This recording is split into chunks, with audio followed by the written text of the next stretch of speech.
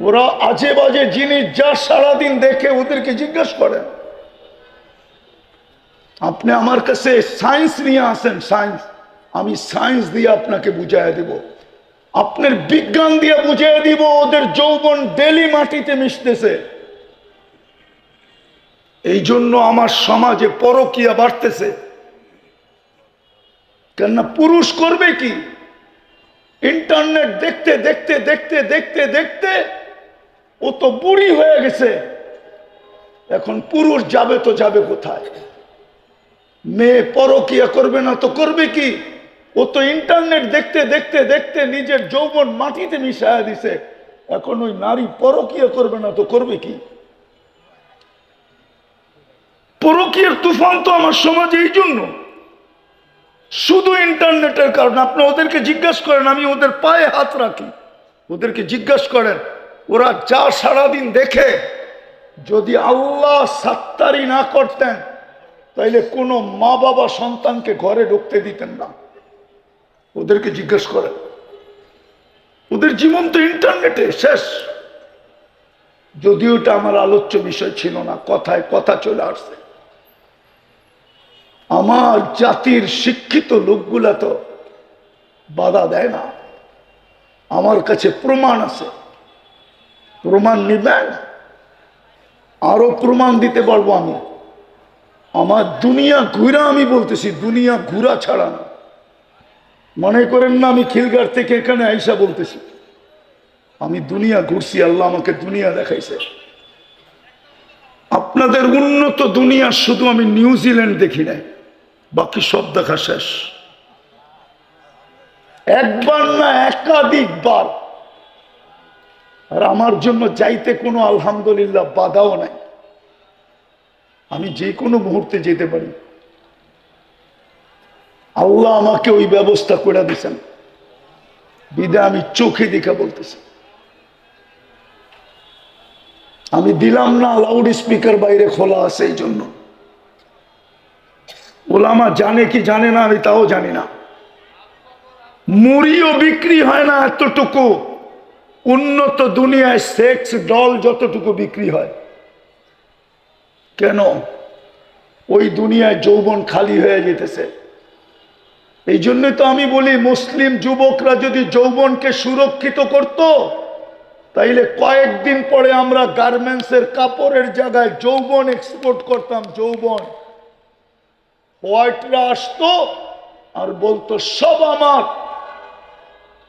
টিকেটও আমার, ভিসাও আমার, বাড়িও আমার, গাড়িও আমার, পয়সাও আমার, ডলারও আমার।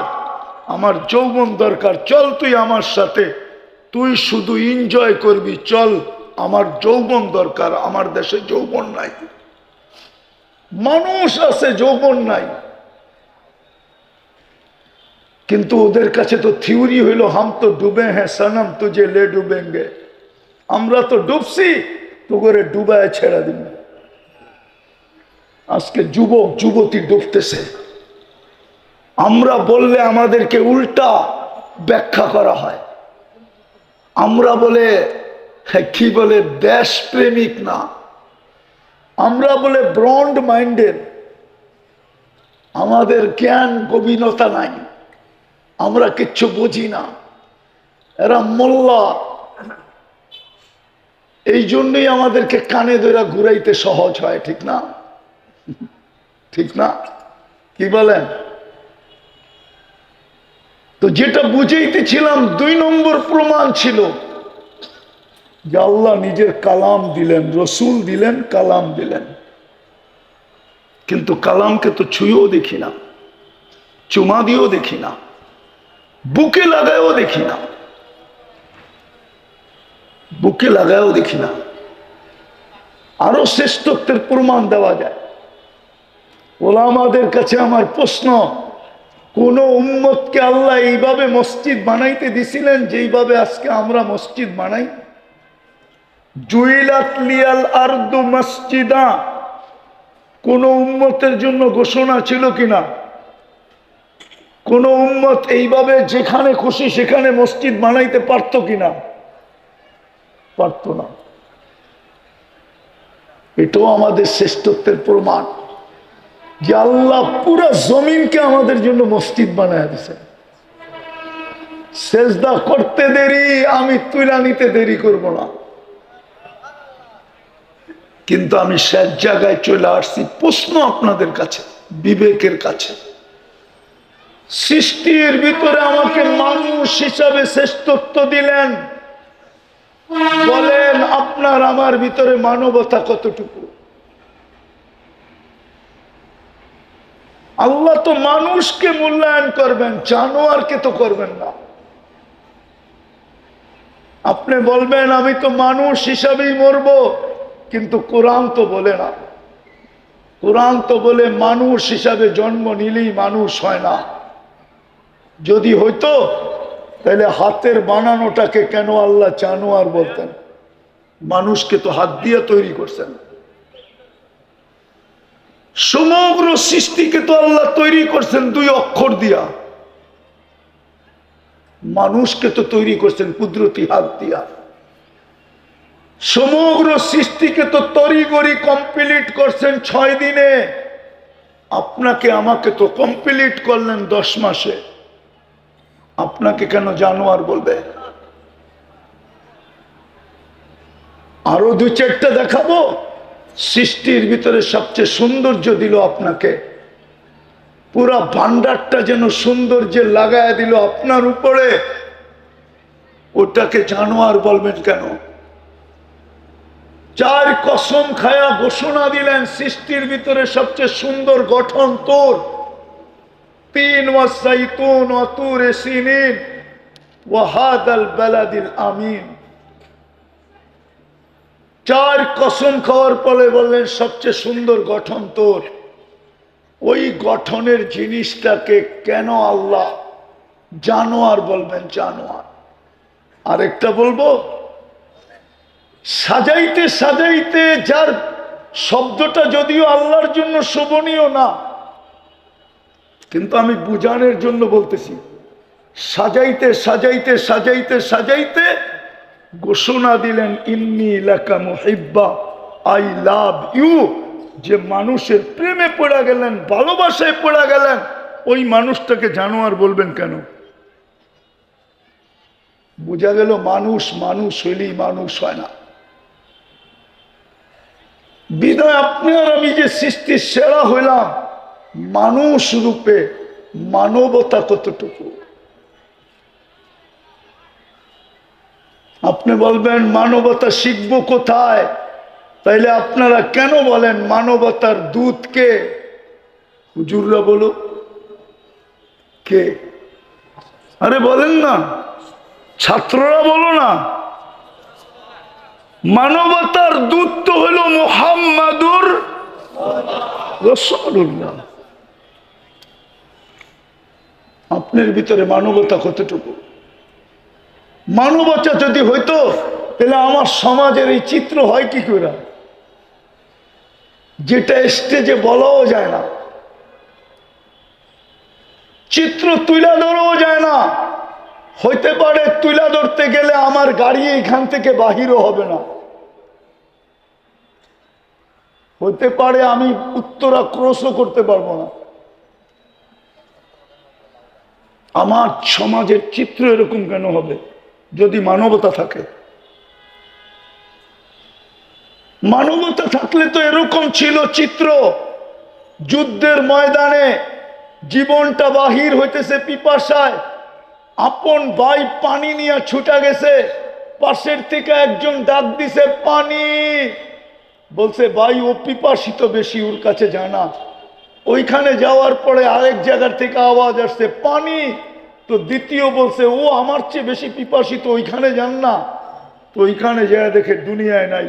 দ্বিতীয় জনের কাছে আইসা দেখে দুনিয়ায় নাই। আপন বাড়ির কাছে আইসা দেখে ও নাই। এটার নাম তো ছিল মানবতা। এটার নাম তো মানবতা ছিল না যে 1000 টাকার শাক নিয়ে রাস্তার পাশে বসতে বেচতে হয়তো 1500 টাকা বেচবে, 500 টাকা মিলবে, 2 কেজি চাউল কিনবে, একটু শাক কিনবে, একটু ডাল কিনবে। ওর কাছ থেকে আইসা তো হাত পাতা উচিত ছিল না যে দে ডেলি 100 টাকা। এটা কি মানবতা? তুমি মানুষ, এটার নাম তো মানবতা ছিল। রাগ হয়ে যাবেন বলবো? আমার সমাজ তো দেখি রাস্তাঘাটে পোস্টার দেখলে দেখি সমাজ সেবকের অভাব নাই, ঠিক না? আওয়াজ না, আওয়াজ না, মনোযোগ। কিন্তু আজ পর্যন্ত বাংলাদেশে আমাকে বাড়ি করে দেন তো একটা, যে তৃতীয় লিঙ্গের কোন আশ্রয় কেন্দ্র কেউ খুলছে? আমাকে দেখান, একটা দেখান।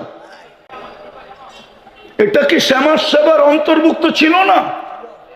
যে তৃতীয় লিঙ্গের মানুষগুলা রাস্তায় রাস্তায় ঘুরবে আর মানুষকে বিরক্ত করবে আর হাত পাতবে আর বাসা বাড়িতে উঠে চিল্লা চিল্লি করবে, আর যুবকরা ওদেরকে নিয়ে মজা নিবে। যুবকরা তো ওদেরকে নিয়ে মজা নেয়। রাতের অন্ধকারে তো একদল মানুষ ওদেরকে নিয়ে মজা নেয়। উচিত তো ছিল আমার সমাজের বিত্তশালীদের, সমাজ সেবকদের উচিত ছিল বৃদ্ধাশ্রম যখন খুলতে পারছো, তৃতীয় লিঙ্গের জন্য একটা আশ্রম খোলো, 10 জনকে নিয়ে যাও আর বলো এখানে থাকবি, 2টা কাপড় পরবি, 2 বেলা খাবি আর আল্লাহ আল্লাহ করবি। তুই রাস্তায় ঘুরা ঘুরা নিজের ইজ্জত বিলীন করার প্রয়োজন নাই। তাইলে তো বুঝতাম আপনি সমাজ সেবক। রাগ হয় না, বুঝানোর জন্য বলতেছে। সৃষ্টির ভিতরে শ্রেষ্ঠত্ব দিল, মানবতা কোথায়? আল্লাহ তো দাম দিবে মানুষকে। আপনি কালকে এই চেহারা নিয়ে দাঁড়াবেন কি করে বলেন? ওইখানে কোন কার্ড চলবে বলেন? শেষ উম্মতে মুহাম্মদী বানাইলেন, উম্মতে মুহাম্মদী বানাইলেন, কিন্তু প্রমাণ দিলেন তোর চেয়ে বেশি ভালোবাসা। আগে বললাম না, 1 হাদিসই যথেষ্ট। কিন্তু বলেন ওই রসুলের রঙে রঙিন কতটুকু? কবরে যে প্রথম প্রশ্ন হবে, বলো এই ব্যক্তিকে চিনো কিনা? ও আমার জাতি কি জবাব দিবেন বলেন? দুনিয়াই শেষ। কোরআন তো আফসোস করে বলতেছে, আরাদিতুম বিল হায়াতিদ দুনিয়া, এই মাটি নিয়ে তোরা খুশি হয়ে গেলি, আর উত্তরার বাড়িঘর নিয়ে খুশি হয়ে গেলি, আর আজমপুরের ফ্ল্যাট নিয়ে খুশি হয়ে গেলি। আমি তো তোদের ঠিকানা নিজ কুদরতি হাতে বানাইছিলাম। এই উম্মতের জান্নাত তো আল্লাহ নিজের কুদরতি হাতে বানাইছেন। কোরআন বলে, ইয়াগফির লাকুম দুনুবাকুম ওয়া ইউদখিলকুম ফি জান্নাতিন তাজরি মিন তাহতিহাল আনহার ওয়া মাসাকিন তাইয়্যিবাতান ফি জান্নাতি আদন। জান্নাতে আদম তো আল্লাহ কুদরতি হাত দিয়ে বানাইছেন। জান্নাতে আদম তো এই উম্মতকে দেওয়ার জন্য আল্লাহ অঙ্গীকার করতেছেন। বিদায় আমাদের দুরবস্থা হবে না তো কার হবে? মাত্র তো হলুদ কার্ড, 21 তারিখ থেকে হলুদ কার্ড শুরু হয়েছে। শুক্রবার প্রথম হলুদ কার্ড, শনি রবি সোম মঙ্গল বুধ 3 দিন গ্যাপ ছিল, পরে আবার বৃহস্পতিবারে হলুদ কার্ড, আবার 6 দিন গ্যাপ ছিল, গত বৃহস্পতিবারও হলুদ কার্ড, কালকেও বৃহস্পতিবার আসতেছে। আসেন তওবা করি, নাইলে হইতে পারে লাল কার্ড দেখায় দিবে, লাল কার্ড। আপনি বলবেন আল্লাহর কি আমাদের প্রয়োজন নাই? নো, আপনার আমার প্রয়োজন আল্লাহর নাই। আপনি যদি ব্র্যান্ড চেঞ্জ করতে পারেন, ফার্নিচার চেঞ্জ করতে পারেন, এমনকি পশ্চিমা কালচার আইনা আপনি যদি হায় হায় ডব্লিউ চেঞ্জ করতে পারেন, মাঝে মাঝেই ডব্লিউ বোঝেন না মনে হয়, চেঞ্জ করতে পারেন, তো আল্লাহ কি উম্মত চেঞ্জ করতে পারে না?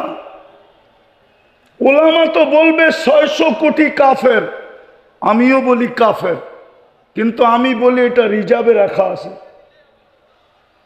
যেমন বাংলাদেশের সার্কুলেশন দেওয়া সৈনিকের সংখ্যা সবাই জানে, কিন্তু রিজার্ভে কত রাখা আছে এটা কেউ জানে না।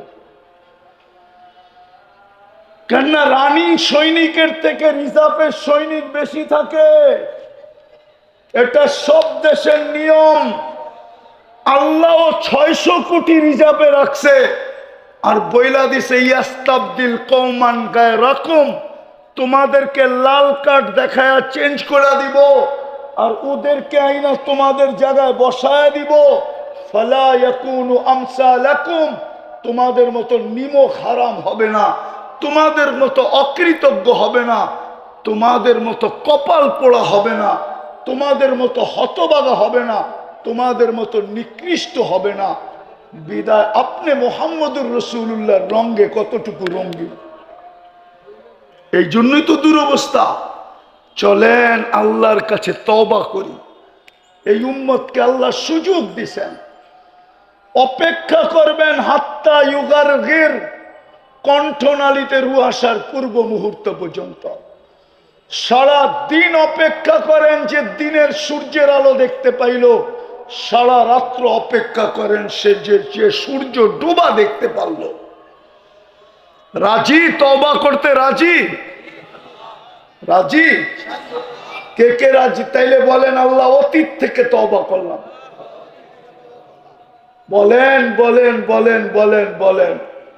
নামান আসেন, কমসে কম আসেন।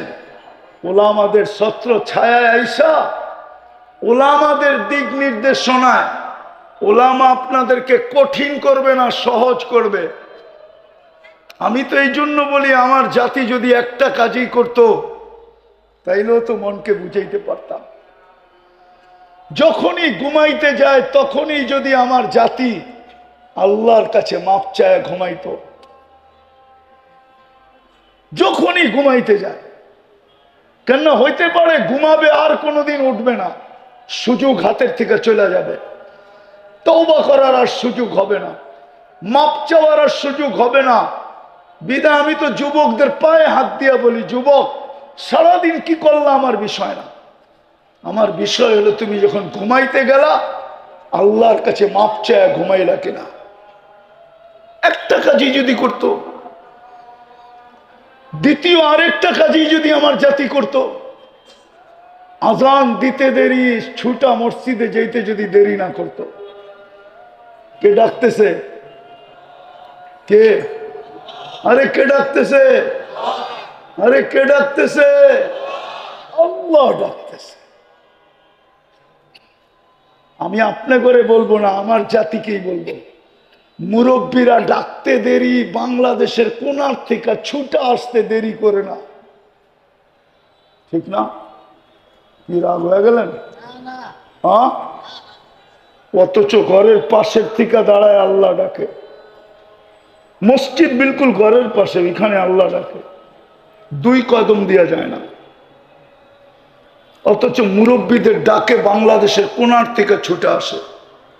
তুই ছুটা গে আজ কোথায়? মুরব্বীরা ডাকছে। কে ডাকছে? বড়রা ডাকছে, মুরব্বীরা ডাকছে। ও মুরব্বীর ডাকে টেকনাফ থেকে ছুটতেছে, তেতুলিয়ার থেকে ছুটতেছে, অথচ আল্লাহ ডাকে ওর ঘরের পাশে মসজিদ ও ছুটা যায় না। খোদার কসম দ্বিতীয়টাও করেন, নাইলে হইতে পারে লাল কার্ড এই উম্মতকে দেখায় দিবে। ওটারই নমুনা দেখা যাইতেছে, একটার পরে একটা দেশ মাটির সাথে মিশতেছে।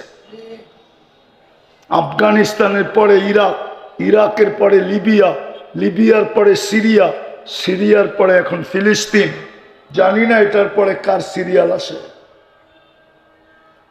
আল্লাহর পক্ষ থেকেই আসতেছে। আল্লাহ তাকায় তাকায় দেখতেছে, লিউযিকাহুম বাদাল্লাযী আমিলু লাআল্লাহুম ইয়ারজিউন। এরা ইউটার্ন নেয় কিনা? ইউটার্ন নিলে হয়তো মাফ করে দিবে। পড়বেন নামাজ আজকের থেকে পাক্কা? আল্লাহ আমাদেরকে আমল করার তৌফিক দান করেন।